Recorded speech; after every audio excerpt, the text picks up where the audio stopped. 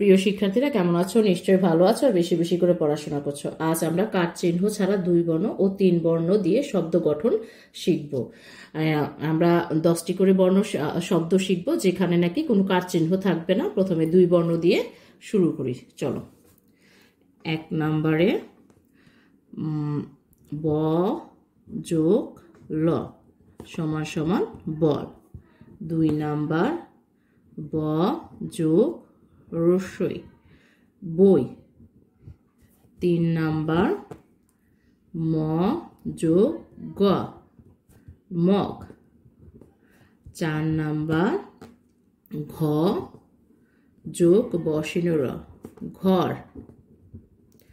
5 number রস্যু যোগ ট উট। 6 নাম্বার হলো দীর্ঘই যোগ দ ঈদ।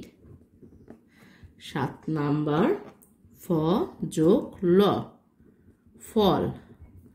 8 নাম্বার ও যোগ ল ওল। 9 নাম্বার ব যোগ রস্যু বউ। 10 নাম্বার রস্যই যোগ ট ইট। এগুলোতে একটিও কাঠ চিহ্ন ব্যবহার করা হয়নি। বল বই মগ ঘর উট ঈদ ফল ওল বউ ইট। 2 বর্ণ দিয়ে আমরা 10টি শব্দ শিখলাম যেখানে নাকি কোনো কাঠ চিহ্ন ব্যবহার করা হয়নি। এখন 3 বর্ণ দিয়ে আমরা 10টি শব্দ শিখব। চলো শুরু করি। 1 নাম্বারটা লিখি, ক যোগ ল যোগ ম কলম। 2 নাম্বার স্বর্য় যোগ ল যোগ দন্তেশ্বর অলস অলস।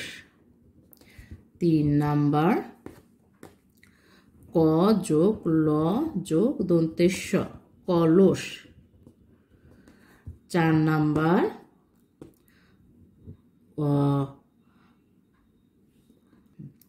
ও যোগ মূর্ধন্য যোগ ধ ঔষধ।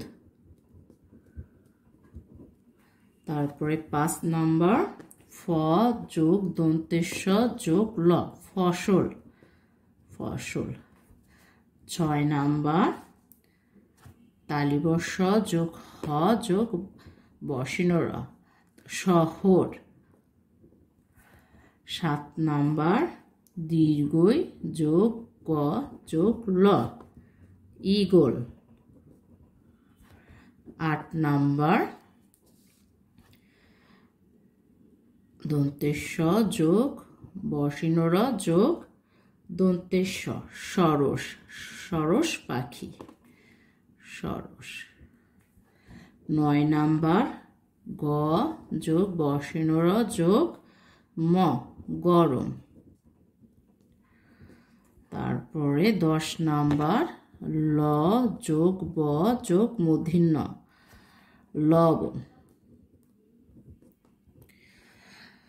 কলম অলস কলস ওষুধ ফসল শহর ঈগল সরস গরম লবণ। এই 3টি বর্ণ দিয়ে আমরা যে 10টি শব্দ গঠন করেছি সেখানেও কোনো কাঠ চিহ্ন ছিল না। কাঠ চিহ্ন ছাড়া আমরা 2 বর্ণের এবং 3 বর্ণের 10টি করে মোট 20টি শব্দ শিখলাম। ধন্যবাদ।